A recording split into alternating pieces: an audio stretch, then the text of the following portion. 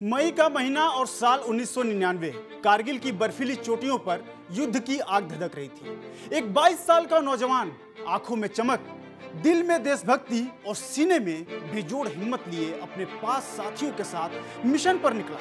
यह थे कैप्टन सौरभ कालिया।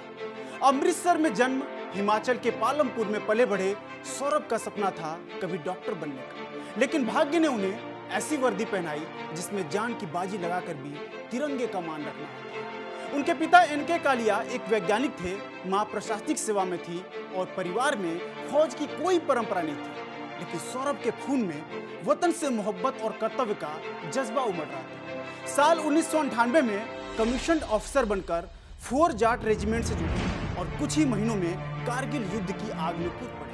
29 जून को सौरभ अपने बर्थडे पर परिवार के पास लौटते उससे पहले ही मई की शुरुआत में कारगिल में पाकिस्तान की सेना घुसपैठ करनी शुरू कर दी थी। इसी दौरान लेफ्टिनेंट कालिया और उनके 5 सैनिकों को बजरंग पोस्ट की रैकी की जिम्मेदारी दी। 15 मई की सुबह वे निकले। उनके साथ थे सिपाही मूलाराम विदियासर और भीखाराम मूड, अर्जुन राम, बसावन बिहा, भंवरलाल बगारिया और नरेश सिंह सिनवार।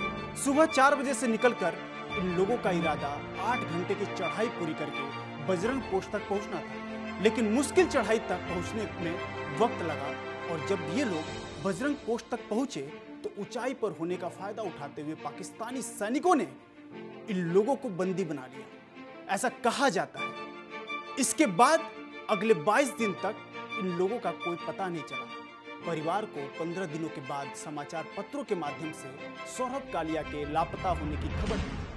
फिर 31 मई को अखबारों में छपी एक खबर के आधार पर हैरान परेशान परिवार वालों ने पालमपुर के हुल्टा कैंप में जाकर जानकारी हासिल करने की कोशिश की, लेकिन किसी को भी कोई जानकारी नहीं थी और परिवार निराश हुआ। फिर परिवार ने तत्कालीन स्थानीय सांसद शांता कुमार से संपर्क किया और उन्होंने तब के केंद्रीय रक्षा मंत्री जॉर्ज फर्नांडिस से भी बात की। उच्च स्तर पर दखल के बाद भी केवल इतना पता चल पाया कि लेफ्टिनेंट कालिया अभी भी लापता है। पूरा देश उम्मीद लगाए बैठे था कि शायद वे बंदी हैं और जल्दी लौट कर आएंगे, लेकिन 8 जून को खबर आई कि वे शहीद हो चुके हैं। पाकिस्तानी सेना की ओर से घोषणा हुई कि 9 जून को उनके शव को भारतीय सेना को सौंपा जाएगा।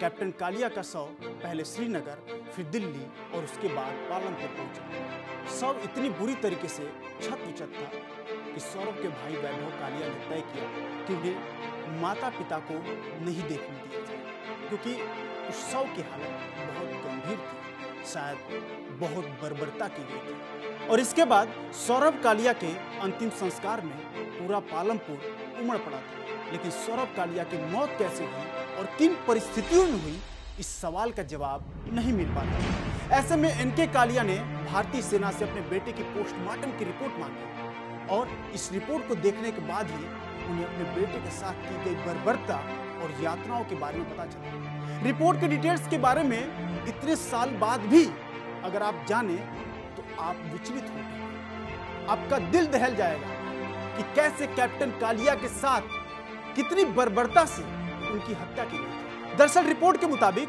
कैप्टन कालिया के साथ मारपीट की गई थी और इसके अलावा उनके शरीर के अंगों को काटा गया था और यह सब उनकी मौत से पहले किया गया था। सोचिए कितनी बेरहमी से उनके साथ बर्बरता की गई थी। वैसे तो कैप्टन कालिया की मौत गोली लगने से हुई थी, वो गोली उनके सिर में लगी थी और पोस्टमार्टम रिपोर्ट की जानकारी जब सार्वजनिक हुई तो देश भर में ही नहीं बल्कि अंतर्राष्ट्रीय स्तर पर भी इसको लेकर हंगामा मच गया। नई दिल्ली स्थित पाकिस्तानी दूतावास के सामने विरोध प्रदर्शन तक हुए और लोग कैप्टन कालिया के न्याय की उम्मीद में सड़कों पर उतरे। उनके पिता एनके कालिया ने यह केस अंतर्राष्ट्रीय अदालत में ले जाने की मांग की, लेकिन भारत की हमेशा से नीति रही है कि पाकिस्तान से जुड़े विवादों में किसी बाहरी मध्यस्थता को नहीं मानेंगे और कैप्टन कालिया के पिता बेटे की मौत को युद्ध अपराध की श्रेणी में रखते हुए पाकिस्तान के खिलाफ कार्रवाई करने की मांग करते हुए सालों से सुप्रीम कोर्ट से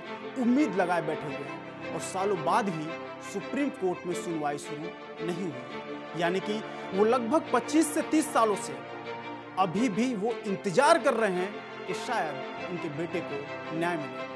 लेकिन उनके पिता कहते हैं कि मैं यह लड़ाई सिर्फ अपने बेटे के लिए नहीं बल्कि हर उस सैनिक के लिए लड़ रहा हूं जो कल दुश्मन के हाथों पड़ सकता है। हालांकि सौरभ की याद में पालमपुर में एक संग्रहालय बना जिसमें उनकी डायरी, पर्स और आखिरी समय तक की चीजों को संभाल कर रखा गया है। हिमाचल सरकार ने 35 एकड़ में सौरभ वन विहार विकसित किया जिसमें एक झील और कारगिल युद्ध के हालात दर्शाए गए हैं। पालमपुर और अमृतसर में सड़कों के नाम भी उनके नाम पर रखे गए हैं और अस्पताल के नर्सिंग कॉलेज को उनका नाम मिला। लेकिन असली विरासत यह है कि हिमाचल के नौजवान आज भी वर्दी पहनते समय उन्हें याद करते हैं और शायद किस्मत की सबसे बड़ी सच्चाई और कड़वी सच्चाई के लिए वो यह है कि जब वे उस मिशन पर जा रहे थे तब उन्हें यह पता भी नहीं था कि उनका प्रमोशन हो चुका है और अब वे कैप्टन कालिया बन चुके हैं। दुनिया ने उन्हें कैप्टन सौरभ कालिया के रूप में तब जाना जब वे मरणोपरांत उस पद पर पदोन्नत हो चुके थे। कैप्टन सौरभ कालिया एक ऐसा नाम जो कारगिल युद्ध के पहले वॉर हीरो के रूप में हमेशा याद किए जाएंगे और साल 1999 के कारगिल युद्ध में 22 साल की उम्र में उन्होंने देश के लिए अपने प्राणों की आहुति दी। लेकिन उनकी शहादत का दर्द सिर्फ सीमा तक सीमित नहीं रहा। आज युद्ध को सालों बीत चुके हैं लेकिन उनके 78 वर्षीय पिता एनके कालिया अब भी एक ऐसी लड़ाई लड़ रहे हैं जिसमें न उन्हें अब तक न्याय मिला है और न ही पूरी सच्चाई उजागर हो पाई है। वे कहते हैं कि जब तक सांस चल रही है उनकी उम्मीद जिंदा है। तो आज कैप्टन सौरभ कालिया सिर्फ एक नाम नहीं बल्कि उस जज्बे का प्रतीक है जो कहता है कि वतन के लिए जान देना मेरा सौभाग्य है। उनकी कहानी हमें याद दिलाती है कि देश की आज़ादी और सम्मान सिर्फ सीमा पर नहीं बल्कि हर उस दिल में जिंदा है जो तिरंगे के लिए धड़कता है। तो आज़ादी की गाथा में फिलहाल इतना ही और साथ ही आप सभी को स्वतंत्रता दिवस की ढेर सारी शुभकामनाएं हैं। मैं हूं अरुण जायसवाल और आप देख रहे थे विस्तार न्यूज। जय हिंद, जय भारत।